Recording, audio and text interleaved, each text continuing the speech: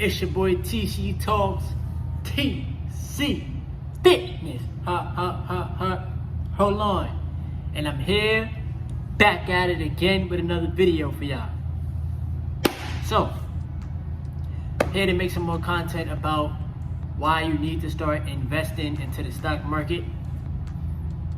I love this content, me personally. I love bringing out these messages for y'all and telling y'all about the importance of owning stocks, owning real estate, and just learning how to be more financially stable.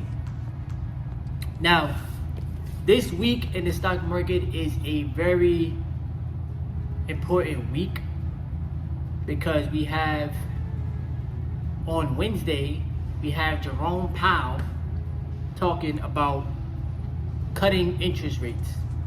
There should be an interest rate cut. And that might, change the market in a way.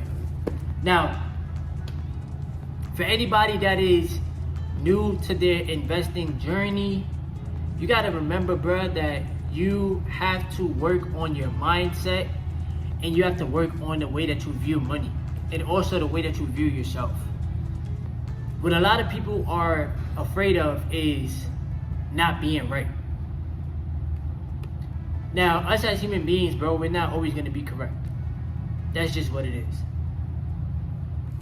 Another thing, too, is that people may have the fear of the unknown. But you weren't born with being fearful. That was somewhat embedded into your subconscious mind. Now, there's nothing to really be afraid of. As long as you teach yourself how to be patient, how to stay resilient, how to really study the market and take action, you're going to be all right. I study the stock market every day. It's embedded in my subconscious mind because I know that my financial journey is very important to me, as well as my spiritual journey, me growing spiritually, me growing mentally, me retaining my essence and learning myself. And I tell you all the time that they don't teach this in school because they want to try to keep people dumbed down, right? People will rather be entertained and get dopamine from entertainment rather than really take education serious, educating themselves financially. The first thing you might want to work on is building a good savings habit, because some people, once you get money, you just want to spend it all. You want to buy things. You want to go out. You want to have fun. You want to do whatever. Which is none of my business what you do with your money. That is personally your choice. But you have to teach yourself how to save, how to pay yourself first, how to have the money working for you.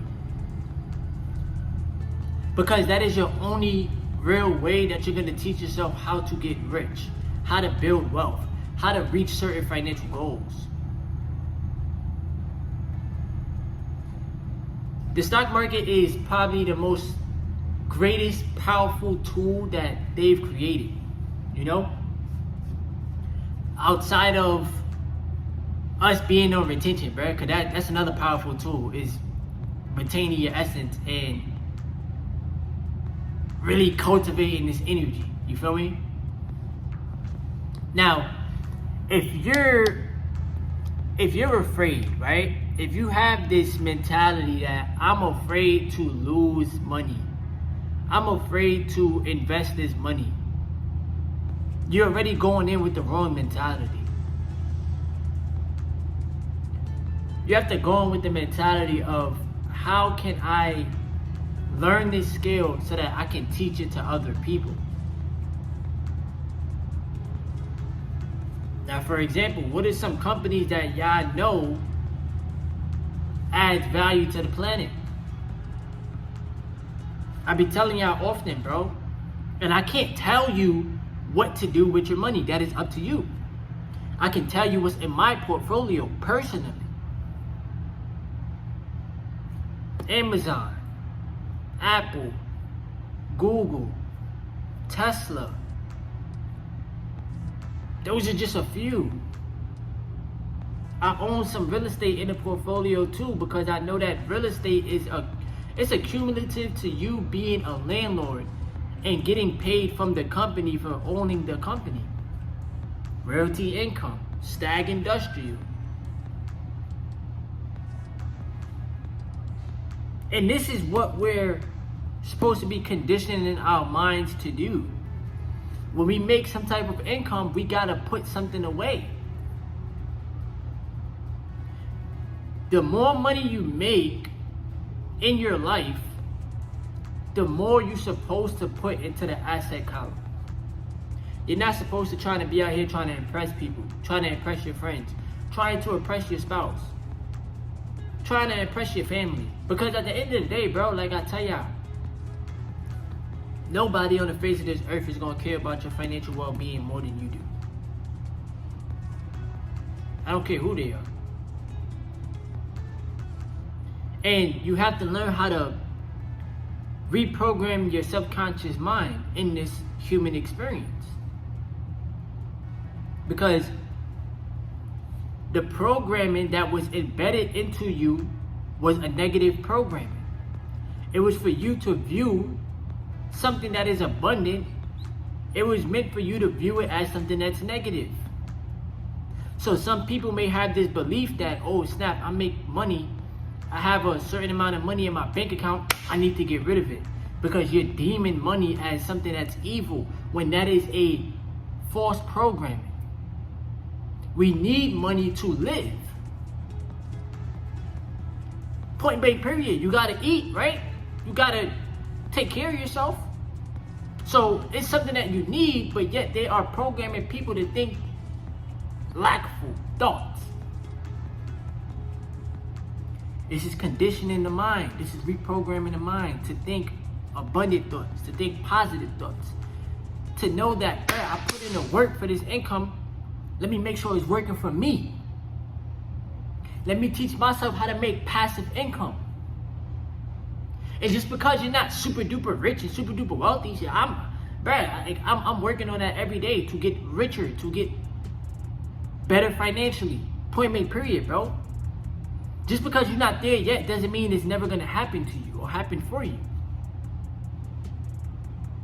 You know? You gotta always remember, bro, how rewiring your brain and thinking differently about money, how serious you have to take that journey. Now, you already know the book that I have with me. I'm gonna continue to read a couple pages from the book because I'm starting to have fun with this. All right. Now, let me see. We're gonna read Why It's So Hard to Save Part 2.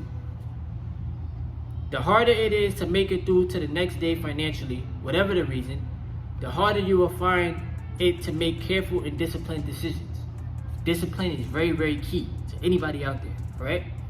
That's not because you're a bad person who wastes money and thus lands in financial hot water time and time again. It has to do with how we humans are hardwired, the way we react to scarcity. Remember, other people tell you money is the root of all evil, blah, blah, blah, all this negative energy towards money, but then they think that they're gonna get rich. Impossible. It's not money, because money doesn't have a consciousness. It can't think. Us humans can think, and humans do stupid stuff, right? The more money you make, I honestly believe this, is the happier you will be, because you're securing yourself, if that makes sense. Some people be angry and stuff like that because they don't have, they're broke, like on the inside. It has nothing to do with the amount of money you have. It has everything to do with your mentality, right? If you're able to take care of your responsibilities on time or whatever, you're able to take care of them, then you good, bro. You don't gotta worry about that. But always make sure you pay yourself first in the asset account, all right? Imagine that your car payment is due. Your daughter comes home from school with a notice that you forgot to send in $25 for an upcoming field trip. The same day, you discover your mom needs help paying for her latest blood pressure medication. This comes a mere 2 months after you moved into a new home. It seemed like the right thing to do. It's in a better school district, but the rent is higher, and that's stretching you in ways you didn't expect. This is why money is important. In all the confusion and panic, you forget the credit card payment is also due in 2 days. Suddenly, you can add a $100 interest payment, not to mention the charge for late payment to your financial woes. Reading this, you are likely screaming, "No! Don't turn to that overdraft protection with the hefty fee. You don't need another credit card. Just say no." That's another thing, bro. I feel like credit cards are the finesse. I know we gotta work on our credit, but I feel like credit cards are the finesse, alright? But if you know how to use credit properly, then kudos to you. I'm still learning. I don't have a credit card. Like I don't use a credit card, if that makes sense. Someone like you, for instance, instantly worrying about finances, however, is unlikely to think in that moment about the consequences of borrowing money. This is why you should not ask people for money. You should just go out there and get it yourself. Alright? And it's not because you are uniquely financially irresponsible. The fact is, if you're always worrying about your immediate cash flow, how to make it to the next week or the next pay period, you are very likely to make mistakes. Once again, none of us humans are perfect. When we want to build up body muscle strength, we slowly up our exercise routine, right? We jog a mile every day, and soon you'll find yourself able to jog a mile and a half. You've built up the endurance. So that's the same thing with your finances. You have to build up the endurance. You have to learn that. Let me set aside $20 for the stock market. Let me set aside $50, $100, and then you eventually build up. You build your portfolio. First goal should be $1,000, then $2,000, then $5,000, then $10,000. It's goals that you should set for yourself, but you got to be willing to do it. All right? According to, I don't know how to say this name, so I'm not even about to butcher it. The authors of Scarcity, while having too little means to so much, constantly scrambling to address money problems doesn't strengthen our money muscles. Okay? Indeed, it has the opposite result.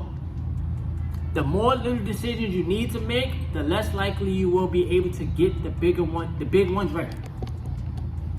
Let me fix this tripod. My apologies, y'all. Alright. Our money muscles doesn't strengthen, it weakens from stress and overuse. So you have to learn how to strengthen the money muscles by actually using them for the positive, okay? Let me see. Financial tunneling happens to all too many of us. So no surprise, we all too often turn to credit to get by, whether for emergencies or that dinner out with friends at the hot new restaurant as the commercial goes. There are some things money can't buy. For everything else, there's MasterCard. See, that's the programming in the matrix. So now you're thinking, tell me again, how is all this supposed to make me feel better? How is anything short of bare bones financial survival even possible? The answer, and repeat once more with feeling, is learn how to save. Learn how to save. Learn how to invest. Right? So, and don't mind my sweater, bro. This is a jewel stain. My gosh. But listen, man. At the end of the day, we have to learn how to save, invest, and take this journey serious, and also delay your gratification. All right. Once again, like I tell you all the time, keep on retaining. Stay true to yourself. Enjoy the journey, embrace the journey, and take it one day at a time. Okay? If you gained something from the video, give the video a thumbs up, subscribe to the channel, leave your comments below, and I'll be back at it with some more content. It's your boy Terrence Carter, TC Talks, TC Fitness. Yes, sir.